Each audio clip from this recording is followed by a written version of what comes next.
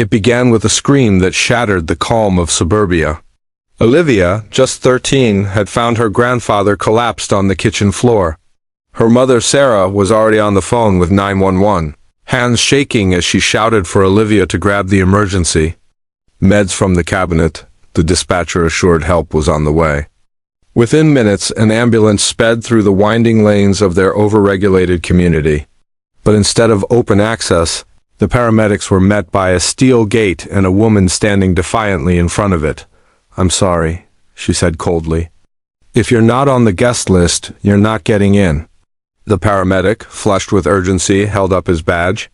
"Ma'am, we have a medical emergency. Cardiac arrest, we need access now." Karen didn't move. "This is private property. Without authorization, I'm liable." "Do you have the gate code?" "No," the medic replied. "The family is performing CPR. They can't leave the patient." Karen glanced down at her HOA clipboard like it was more important than a heartbeat. "No code, no entry. Rules are rules." The EMT swore under his breath and radioed for backup. Seconds dragged like hours. Inside, Sarah screamed into the phone, "Where are they?" 7 agonizing minutes passed before a neighbor, recognizing the flashing lights, ran up and keyed in the code himself. The ambulance tore through the gate, tires screeching. But when they entered the home, the silence was deafening. They rushed in with equipment, but the beeping never came. There was no pulse to chase. Sarah's father was gone. At the gate, Karen had already walked away, muttering, "Not my fault they didn't follow procedure." Inside, the medics worked another 20-minute sives. Compressions, shock, but the minutes Karen had stolen cost too much. Sarah sat frozen, rocking back and forth, staring at the tile. Olivia clung to her grandfather's watch like it could. "Turn back time. Time of death, 6:47 p.m., the EMT said quietly. Sarah let out a scream that echoed through the house, through the street, and across every trimmed hedge. Neighbors emerged slowly, uncertain. "Wasn't that ambulance stuck at the gate?" one whispered. Another nodded. "Karen wouldn't open it? She blocked an ambulance?" Someone gasped. Inside, Olivia whispered, "He always said you didn't want to die in a hospital, but not like this, Mom. Not like this." Down the road, Karen typed an email to the HOA board titled "Emergency Access Violation." She wrote that paramedics had ignored protocol, that she had done her duty by protecting community liability. No mention of the man who died, no apology. Just rules. By morning, the neighborhood knew. Sarah posted to the community Facebook group, "My father died yesterday. The ambulance was held at the gate. The woman who stopped them wouldn't listen. He passed before they could reach him. I'm not posting for attention, only to make sure this never happens again." The post exploded. Over 200 comments poured in. Some defended policy. Most did not. Outrage swept the streets.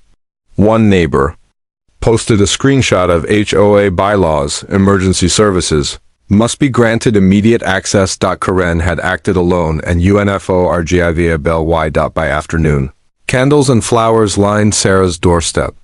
Neighbors came to grieve, to hug Olivia, but none of it could undo what was done. That night, Sarah received an email from Karen. No apology, just regret for how the situation looked. Sarah didn't cry.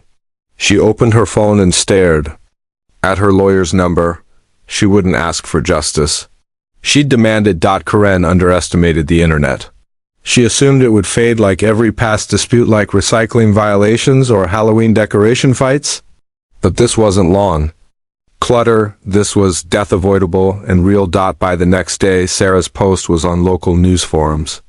Then it reached regional headlines. HOA gate delay blamed in tragic death. Family seeks accountability. Camera crews arrived that evening. Karen slammed her door. Through her Ring camera, she barked, "No comment, you're trespassing." Neighbors were livid. Those who once supported her now wanted her removed immediately. An emergency HOA meeting was called. Residents filled every seat. Some brought signs. "A gate code isn't worth a life. Karen, HOA or homicide." Karen entered. Like she always did, tight blazer, smug grin, folder labeled "Community Integrity." But this time, she didn't speak first. Sarah stood. "I'm not here to cry," she said, her voice steady but raw. "I'm here to make sure no one forgets how ego cost a man his life. My father was 72. He survived a heart attack last year. Had the ambulance gotten through, he'd still be alive. But someone decided her power mattered more than his pulse." The room erupted in applause, not polite but furious. Karen rolled her eyes. "Let's not turn this into a witch hunt. Protocols exist for a reason." A man cut her off. "You're not law enforcement. You're not God. You're a woman with a gate remote and a superiority complex." The board motioned for immediate suspension.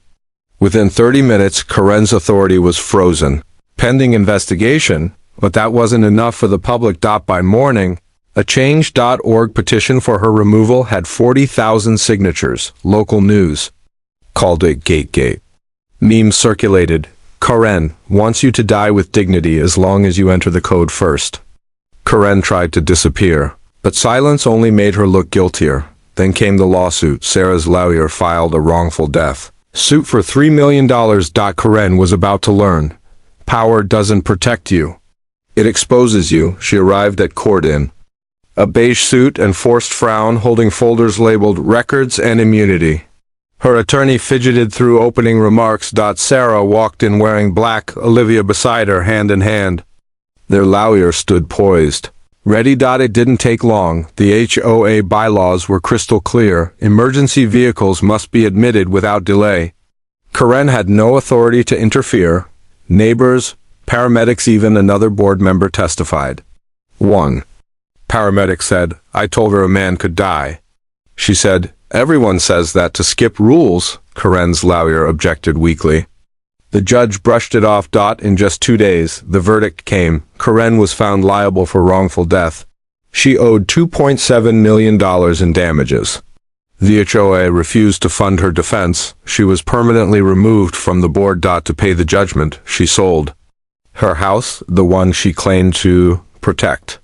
She moved away quietly. No goodbye, no sympathy. Just silence. One neighbor passed her during the move. Said one word: gatekeeper.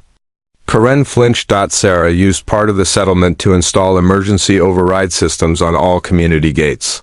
Each keypad now has a plaque, in memory of George Lane, a life that should have been saved. At the dedication, Olivia held her grandfather's watch and spoke softly. "I hope people remember that rules don't matter more than lives, especially to those who think they're in charge." The crowd applauded gently. Not in celebration, but in understanding. Somewhere, probably in a condo without an HOA.